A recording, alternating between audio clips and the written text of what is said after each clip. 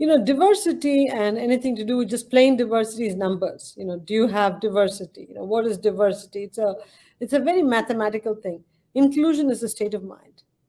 So I think if you focus on diversity and don't focus on inclusion and retention and development and promotion, then you really don't have a DEI program.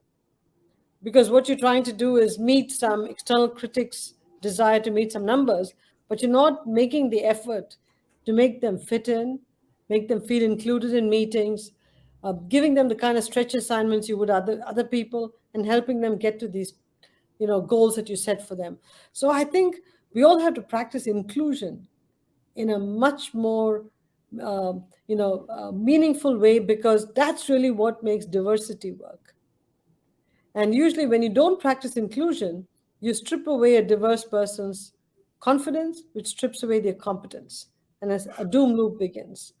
So, when we talk about people talking over you or rolling their eyes or ignoring you or not inviting you to meetings, that's all behavior that smacks of, non-inclusiveness. So I think we have to be very, very conscious about that. Now, let's talk about inclusiveness. I think I credit my previous CEO, Steve Reinemann, with a lot of progress we made on diversity and inclusion, because he said something profound. He said, you can't build an inclusion program if you don't have a critical mass of diversity. He said, look, if you have a small group of diverse people, how do you spread this message of inclusivity across the company?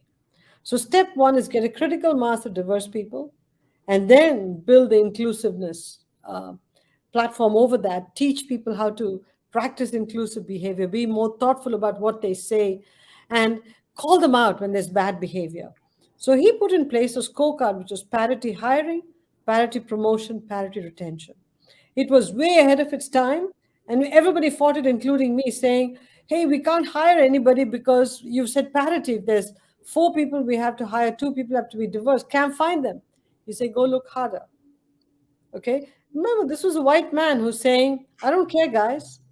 We either take this seriously or we don't talk about it at all. I think if we want to be a successful company, we're going to take it seriously. So we brought the diverse numbers into the company. And when we looked hard, we found them, highly talented, diverse people. And then we put all the inclusion training. So people were sensitized to how they were behaving with diverse people, the kinds of unconscious behaviors that actually had a profound impact on diverse people of every kind. And so by layering on the inclusion training on a critical mass of diverse people, we could make progress. We could call out each other.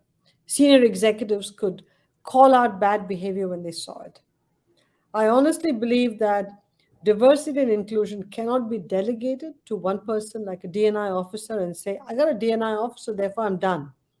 Diversity and inclusion has to be in the CEO's mandate. It's got to be in the senior executives' objectives. It's got to be a boardroom discussion if you want to take it seriously.